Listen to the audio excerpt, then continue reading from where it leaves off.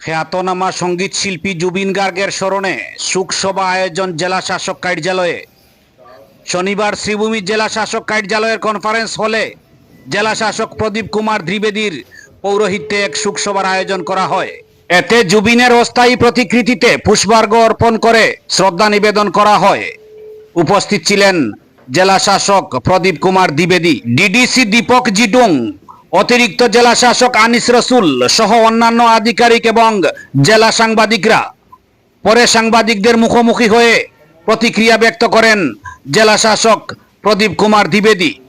Bureau report, আমার সোনার কালীগঞ্জ।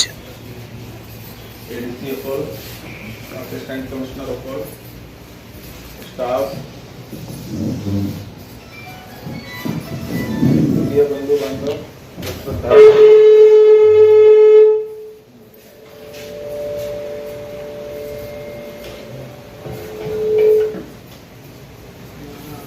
আমি সবে জানু যে আমার কারণে যে কালির দিনটো আসলে এইটো বহুত দুঃখিত দিন।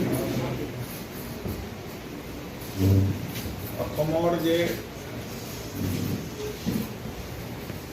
নাজানো মই মানে এটা উপাধি দিলে ঠিক হ'ব নে নহ'ব, কিন্তু অসমৰ মই ভাবোঁ প্ৰথম মেগা ষ্টাৰ কালি মানে আনটাইমলি তেখেতৰ আকাল মৃত্যু হৈছে। আৰু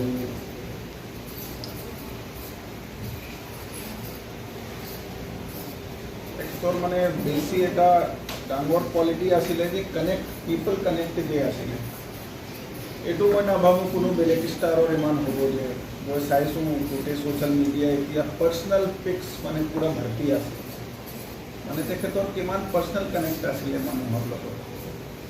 আৰু মই এটা চান্স পাইছিলোঁ, মোৰ ঘৰত থাকিছিলে এদিন কাৰণে, যেতিয়া মোৰ জোনাইট এছডিঅ' আছিলে, জোনাইট শ্ব' কাৰণে আহিছিলে, তেতিয়া মোৰ ঘৰত থাকিছিলে। তো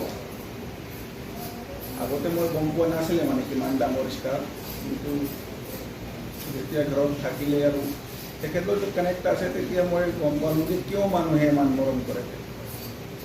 মানে ষ্টাৰটো ছিংগাৰটো আৰু বহুত বেছি আছে না, কিন্তু মানুহেতো চবক ইমান মৰম নকৰে। কিন্তু তেখেতক কিয় কৰে এইটো যেতিয়া তুমি এবাৰ দুবাৰ কথা পাতিব আপোনালোকে তেতিয়াহে গম পাই যাব কিয় মানুহে ইমান মৰম কৰি আছে। আৰু একদম নিশ্চল আদমি, মানে কপট চপট নাছিলে তাত। বহুত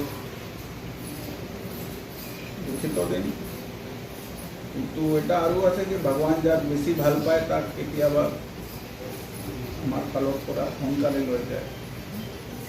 এতিয়া জীৱন মৃত্যুটো আমি একো কৰিব নোৱাৰোঁ, খালি আমাৰ এটাই ভগৱানৰ প্ৰাৰ্থনা যে য'ত থাকে ভালে থাকে আৰু তেখেতৰ আত্মাক ভগৱান শান্তি দিয়ে। আমি